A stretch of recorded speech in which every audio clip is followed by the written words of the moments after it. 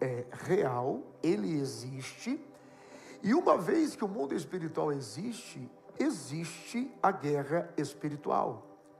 A guerra espiritual, ela existe, ela é real, ela é pessoal, e a guerra espiritual, ela é inevitável.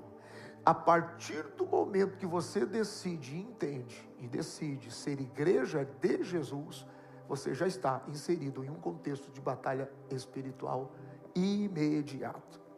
Paulo escreve aos Coríntios na segunda carta, no capítulo 2, versículo 11, sobre vigilância, sobre estarmos atentos a respeito do quê? Para que Satanás não alcance vantagem sobre vós. Por isso, nós não ignoramos as suas ações. Nós não ignoramos os seus atentos. Então, os seus intentos. Então, existe uma movimentação intencional do inferno, do diabo, de Satanás, em frustrar a relação, toda a relação com Deus, a partir das nossas relações, pela influência do espírito de Jezabel. Então, o problema não é a guerra espiritual existir. Porque existe. O grande problema é quando as pessoas ignoram a existência da guerra espiritual, ignoram que ela está acontecendo, porque o simples fato de você ignorar que existe uma guerra espiritual acontecendo, só o fato de você ignorar não vai te proteger. Não, tem alguma coisa acontecendo, não sei do que se trata, mas eu não estou nem aí. Não. O fato de você ignorar não te protege, pelo contrário, te deixa ainda mais vulnerável a esse ambiente da guerra espiritual. Por quê? Porque o nosso inimigo, o diabo, Satanás, ele só precisa de uma coisa na nossa vida: acesso. E todo acesso espiritual começa, primeiro, quando a identidade ela é confundida. Porque uma vez que você não sabe mais quem é, porque a identidade está confundida, confundiu a identidade, comprometeu a autoridade. E se compromete a autoridade, você deixa de receber o governo de Deus, que está liberado para que você tenha autoridade e vença sobre a guerra e na guerra espiritual. Então, um dos grandes erros mais comuns das pessoas é atribuir tudo ao diabo, é culpar tudo o diabo, culpar por tudo. Então, preste atenção, é aqui, eu não estou facilitando as coisas para o diabo não, mas preste atenção, porque é aqui que entra a maturidade espiritual. Nem tudo é o diabo, nem tudo é ataque espiritual, nem tudo é uma questão de perseguição exclusiva, porque muitas batalhas espirituais, por exemplo, elas começam a partir de decisões erradas que são tomadas. Muitas batalhas espirituais começam em momentos em que portas de acesso são abertas, como por exemplo, desprezar o governo de Deus, deixar de reconhecer Deus como Senhor na nossa vida. Muitas batalhas espirituais são abertas pela porta do orgulho. Muitas batalhas espirituais.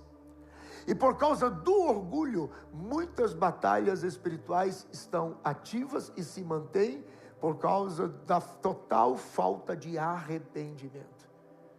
A pessoa simplesmente prolonga, ela não se rende ao arrependimento. Então, o diabo ele não cria portas, ele acessa as portas que nós criamos. Ele acessa as portas que nós estabelecemos. E essa é a grande estratégia de Satanás, especialmente por esta influência horrível do espírito de Jezabel. Satanás ele precisa roubar a nossa identidade, antes de roubar qualquer outra coisa. Porque para o diabo, não importa o que você faz, para o diabo importa quem você é. E se ele puder destruir quem você é, o resto é lucro. O resto está tudo certo. Então Satanás ele não começa destruindo sua casa, ele começa confundindo quem você é em casa. Você viu as revoltas de relações, esposa, filhos, amigos, parentes? Veja, ele confunde quem você é na relação. Era um bom amigo, deixou de ser. Era um bom filho, deixou de ser. Era um bom marido, deixou de ser. Ele não quer saber o que você tem feito, ele precisa se certificar que você vai se perder na sua identidade, e por causa disso você vai romper com relações. E você sabe que Deus não está para ser reconhecido no seu poder, Deus está para ser conhecido nas relações. Então, se Ele puder te afastar do seu irmão, se Ele puder te afastar da sua casa, se Ele puder te afastar da família, o resto que você fizer é lucro. O importante é que você não se reconheça mais como filho. Essa é a ação, essa é a intenção. Se você esquece quem você é, o que você faz? Você perde a autoridade. Se você perde a autoridade, perde o governo. Se você perde o governo, você perde o território. Se torna alvo fácil da manipulação do espírito de Jezabel. Então entenda uma coisa, a guerra não é contra o que você faz, a guerra é contra quem você é. E quem nós somos? Quem nós somos? Quem você é? Nós somos a igreja. Nós somos a igreja de Jesus. E mais do que isso, Paulo escreve aos Efésios, no capítulo 3, versículo 10, dizendo que a igreja é a porta do céu na terra. Se nós somos a igreja, eu e você somos o acesso para o ambiente de Deus, para o céu. A igreja não é um prédio, não é um evento, não é um rito, um culto em rito. A igreja é a manifestação visível da sabedoria e da natureza de Deus para o mundo, da sabedoria e da natureza de Deus para a terra. É por isso que quando alguém encontra você, supostamente ele tem que encontrar paz. Quando alguém encontra eu e você, supostamente ele tem que encontrar a saúde espiritual. Porque somos a porta do céu. Porque somos a igreja. Quando alguém encontra eu e você, ele precisa ter a sensação que encontrou esperança, que encontrou força. Quando alguém encontra eu e você, meu Deus, estou estragando pipoca de novo. Vou colocar isso em oração. Da onde vem esse espírito de pipoca? Vou colocar em oração. Escute isso. Todas as vezes que alguém nos encontra enquanto igreja, eles precisam ter a sensação que o céu está em movimento. Mas essa é a ideia do espírito de Jezabel: tirar de nós essa paz, tirar de nós essa saúde espiritual, tirar de nós essa esperança, tirar de nós essa operação do céu. É por isso que o inferno tenta destruir eu e você individualmente, porque se o inferno destruir eu e você individualmente, ele sabe que ele vai ferir a igreja. Então as pessoas ficam tão cegas por causa dessa influência do espírito de Jezabel e deixam de ser igreja. Ele pensa que porque ele escolheu não fazer parte do corpo, não estar junto do corpo, é uma opção isolada, individual, particular, ele quer viver a vida. Não, o diabo está ferindo a igreja, e essa é a intenção do diabo. Por isso que na semana passada eu terminei falando sobre aquela relação de Jesus com os discípulos, especialmente com Pedro. Quando Jesus pergunta aos seus discípulos, ele não perguntou: quando vocês estão por aí, o que as pessoas falam sobre os meus milagres? Quando vocês andam por aí, como que as pessoas se colocam? Como que elas veem as minhas maravilhas? Quando vocês estão por aí, como que as pessoas falam? O que as pessoas falam sobre a minha pregação? Não, Jesus perguntou assim: quando vocês andam por aí, o que falam sobre mim? Eles dizem que eu sou quem? Alguns profeta, etc. Aí Pedro se antecipa e diz: não, tu és o Cristo, o Filho do Deus vivo. Jesus devolve a palavra para Pedro: e tu és Pedro. Percebeu? Você, quem você é. E porque você é Pedro, as portas do inferno, enquanto você for meu Pedro igreja,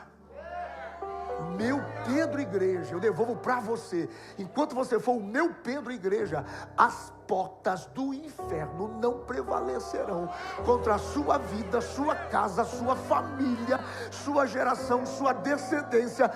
podem até tentar, mas não irão prevalecer. Em algum momento terão que ceder, terão que se render. Jesus responde de volta: tu és Pedro, porque a identidade ela sempre precede a autoridade. E aí eu vou deixar o ponto em que eu vou continuar na semana que vem. Olha isso aqui. Paulo escreve aos Efésios. Se você tem uma Bíblia, vamos lá agora. Paulo escreve aos Efésios, capítulo de número 6. Versículo de número 1.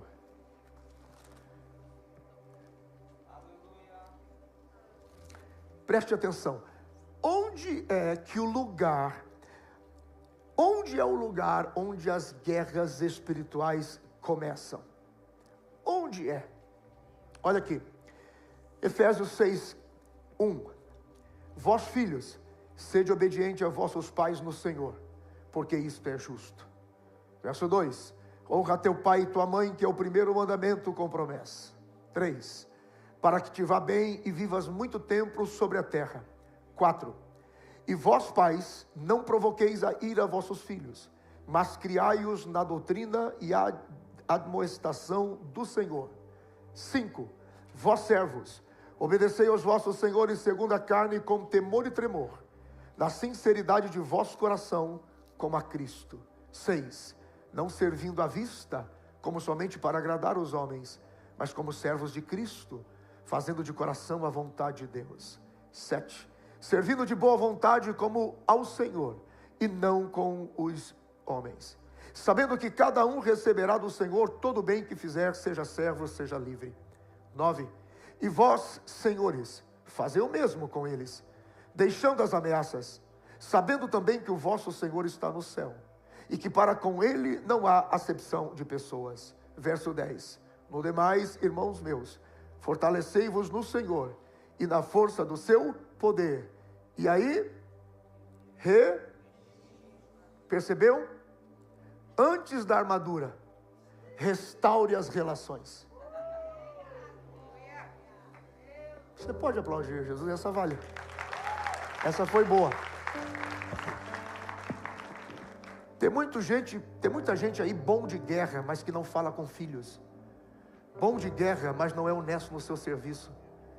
Tem muita gente bom de guerra, mas não é honesto com os seus funcionários. Tem muita gente bom de briga, mas não é honesto nas suas relações. Tem muita gente bom de briga, mas perdeu completamente a autoridade dentro de casa, como pai, como mãe, como filho. Tem muita gente aí bom de briga, mas não é honesto nos seus relacionamentos. Batalhas espirituais não começam no inferno. Batalhas espirituais começam em relações quebradas. Se você está achando que foi o diabo que trouxe essa luta na sua vida, não foi. Batalha espiritual não começa no inferno.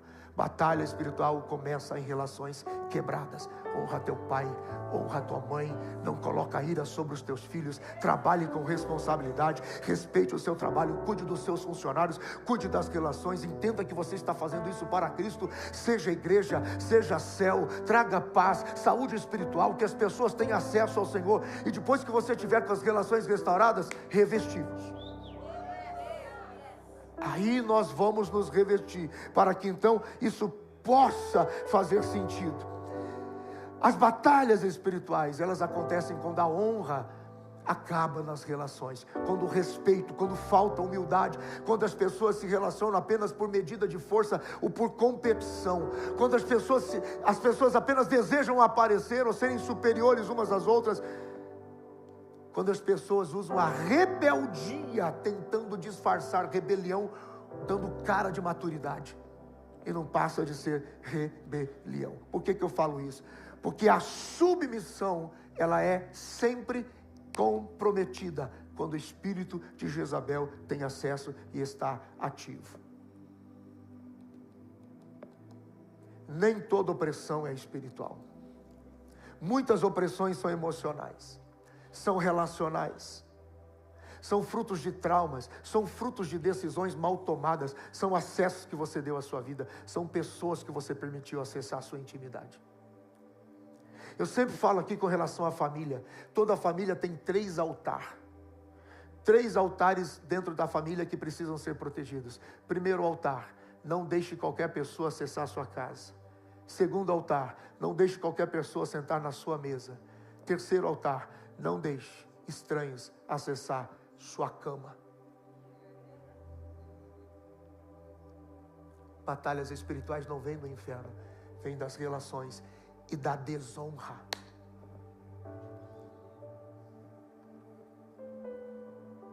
Da desonra. Para ser popular, porta da casa aberta. Percebeu? Depois que passaram por lá, vento, prova, angústia, aflição. Lembra depois que sentaram na mesa? Não podia. Começou a falência. E depois que acessaram o quarto da casa, acabou a vida, acabou as relações.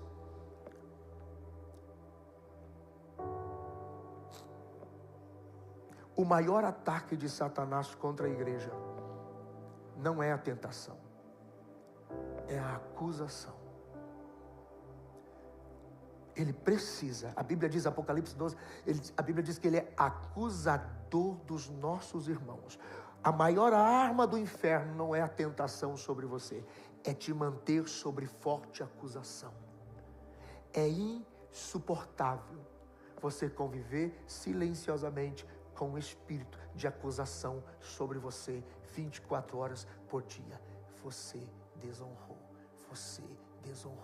você quebrou uma aliança, você mentiu, você rompeu com a aliança.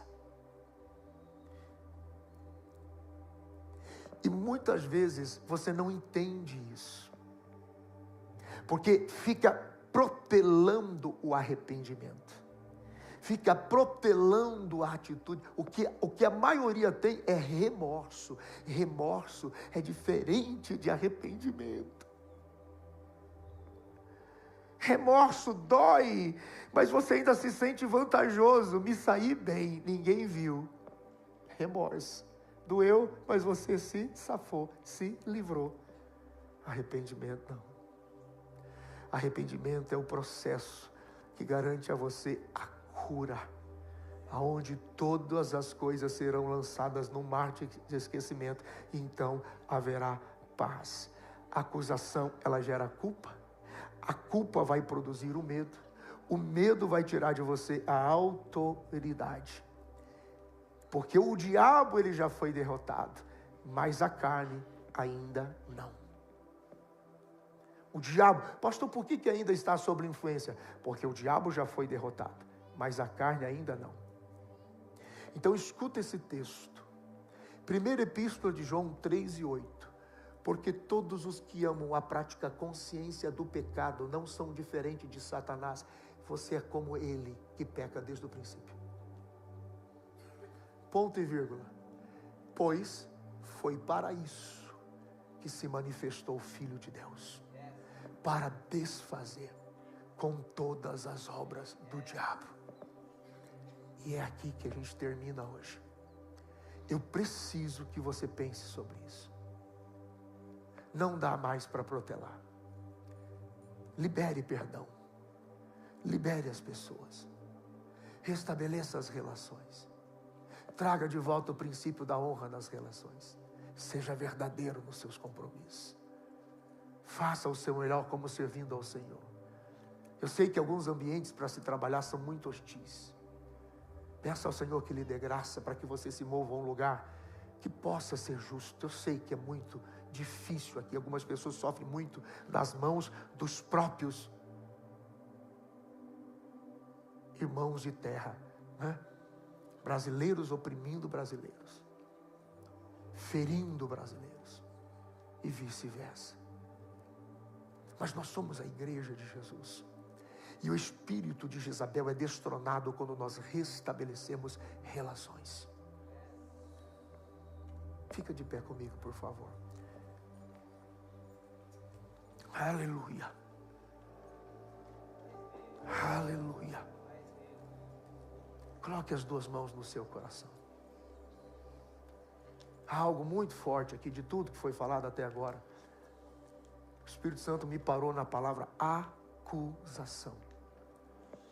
Tem pessoas sobrevivendo por causa da presença da acusação.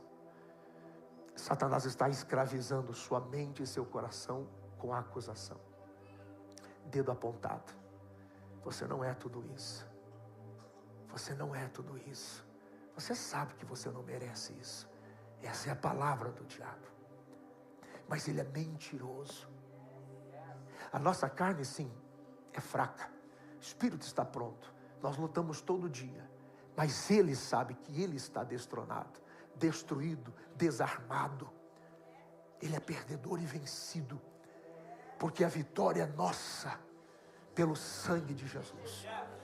Pois foi para isso que se manifestou o Filho de Deus, para desfazer todas as obras do diabo. Coloque as duas mãos no coração, feche os teus olhos. Pai, no nome de Jesus, todo espírito de acusação que tem roubado a vida e a alegria dos teus filhos. Sim, Senhor, somos pecadores, sim. Mas o que nós carregamos lá dentro de nós veio de Deus. O céu é a nossa origem, o nosso destino. Em teu nome, Jesus, eu declaro: Satanás, tu perdeste esta noite mais uma vez. Porque conhecereis a verdade, e a verdade vos libertará. Pai, em nome de Jesus, eu declaro os teus filhos livres de toda voz maldita, acusatória, que frustra, que paralisa, que escraviza, que gera angústia.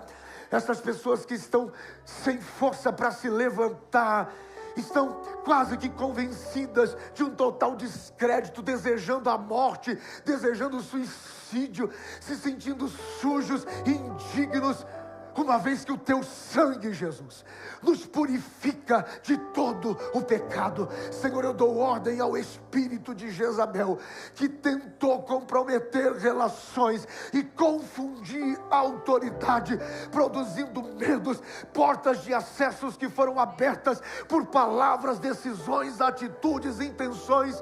Satanás, tu perdeste esta noite. O sangue de Jesus tem poder. O sangue de Jesus tem poder.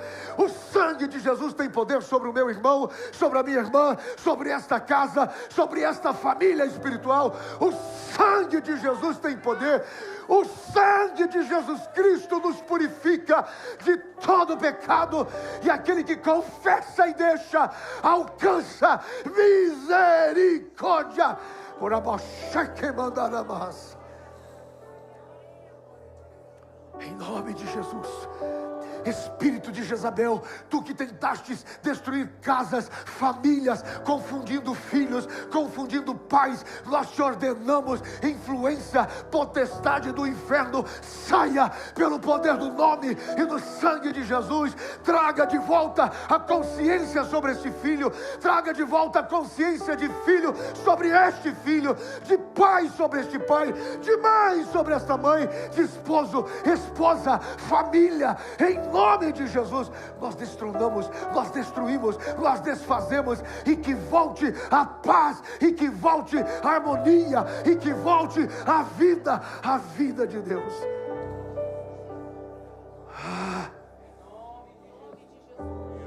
Em nome de Jesus, em nome de Jesus.